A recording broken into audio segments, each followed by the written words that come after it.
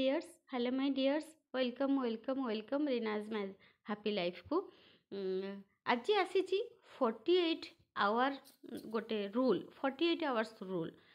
48 hours rule माने 24 घंटे आपणकर माइंडसेट आपणकर लाइफ चेंज हो सेई तारी ऊपर वीडियो कहबी। एटा माने एमती बाहापिया कथा नुहे। आपन जदि लॉ ऑफ अट्रैक्शन शुणुचंती जानुचंती बुझुचंती ताले एटा मोटे बाहापिया कथा नुहे। पूरा डिटेल्स मु कहबी, पूरा आपन लिखंतु जे 48 आवर्स बा आमर 48 आवर्स हला केते 2 दिन। आमे 2 दिन भितरे केमती आमर लाइफ को चेंज करिबा ता ऊपर डिटेल्स कहबी। देखंतु आमे 2 दिन भितरे लाइफ चेंज करि परिबा केमती ना। आमे जदि माइंडसेट टाको ठीक करिबा, आपण जो काम घर काम करूचंती देखिए गोटे गोटे काम आपन को घंटे लगी जीवो, गोटे गोटे काम आपण 15-20 मिनिट रे भी सार देबे। केमिति सेटा हुए? जणे गोटे घंटा गोटे काम को 4 घंटा लगाउचंती, आउ गोटे आउ सेई काम को आउ जणे मिस्त्री 2 घंटा रे काम करूचंती।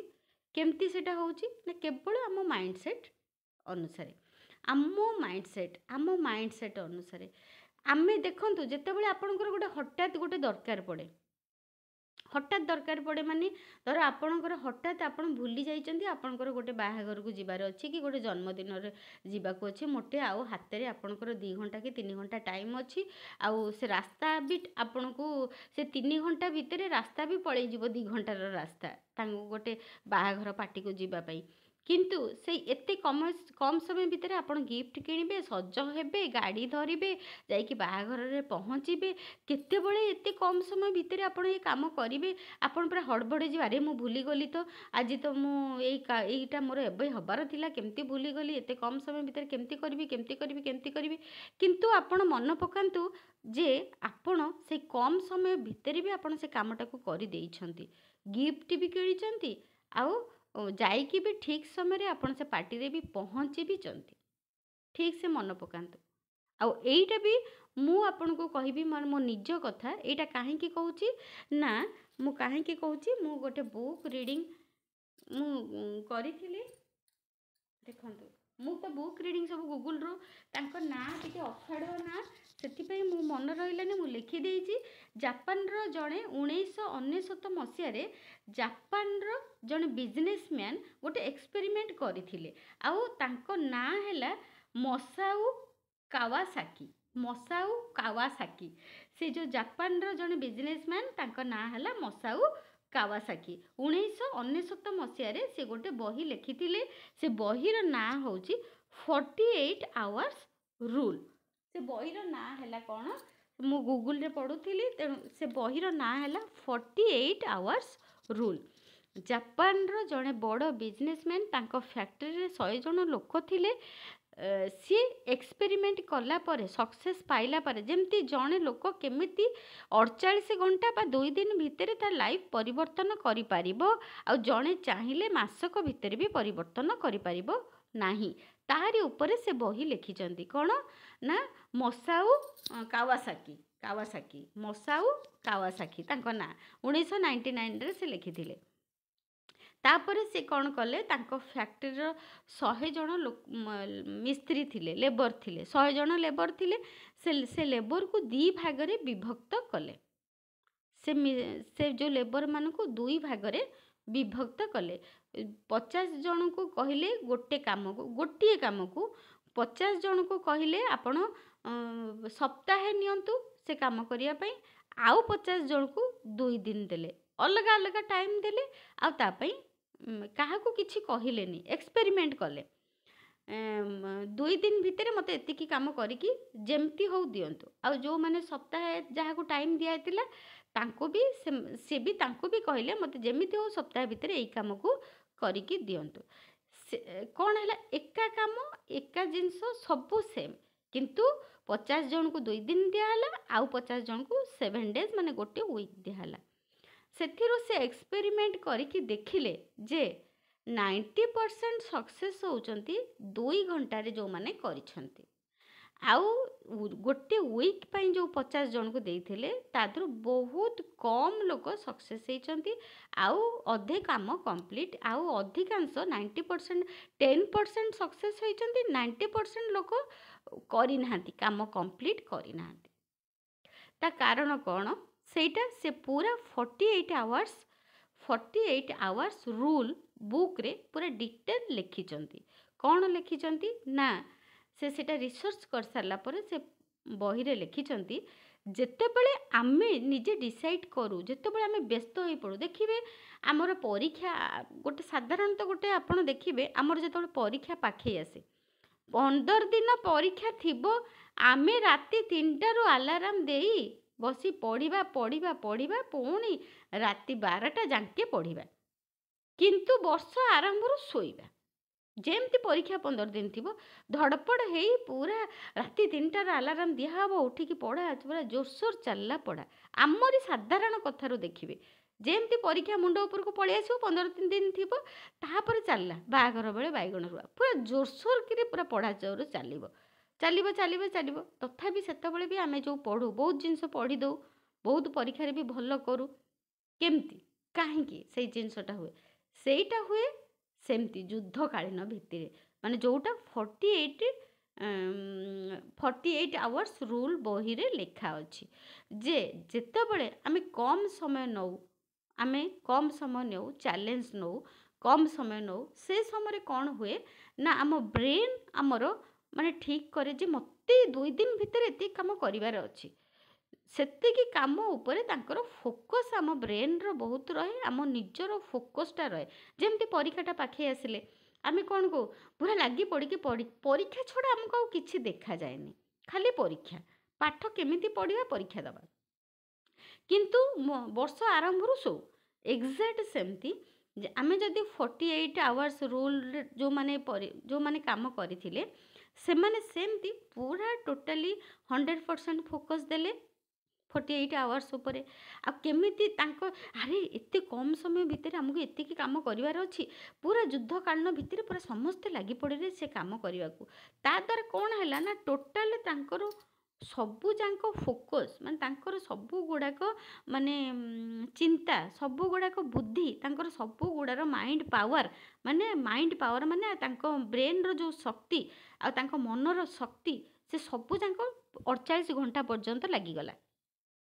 ତା ଛଡ଼ା ସେମାନେ ଆଉ କୌଣସି କଥା ଭାବିଲେ ହିଁ ନାହିଁ, ଆଉ କୌଣସି ବାଜେ ଚିନ୍ତା ପଶିଲା ନାହିଁ।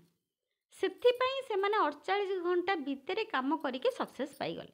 କ'ଣ ପାଇଁ? ଟୋଟାଲି ଫୋକସ୍ ରହିଲା, ପୁରା ଯୁଦ୍ଧକାଳୀନ ଭିତରେ ସେ କାମଟା କଲେ। ଆମେ ଯେମିତି ପାଠ ପଢ଼ୁ ପରୀକ୍ଷା ବେଳେ, ଏକ୍ଜାକ୍ଟ ସେମିତି। ଆଉ ଯାହାକୁ ଗୋଟେ ସପ୍ତାହ ଦିଆଯାଇଥିଲା ଯେ ତୁମେ ଗୋଟେ ସପ୍ତାହ ପର୍ଯ୍ୟନ୍ତ ପଢ଼, ଯାହାକୁ ଗୋଟେ ସପ୍ତାହ ପର୍ଯ୍ୟନ୍ତ ଯେଉଁ 50 ଜଣଙ୍କୁ ଦିଆଯାଇଥିଲା କାମ କରିବା ପାଇଁ, ସେମାନେ କାହିଁକି ସବୁ 10 ଜଣ ସକ୍ସେସ୍ ହେଲେ ଆଉ 90 ଜଣ ଫେଲୁଅର୍ ହେଲେ? କ'ଣ ପାଇଁ ନା ଫାଷ୍ଟ ହେଲା ସେମାନେ ଅଳସୁଆ ହେଇଗଲେ।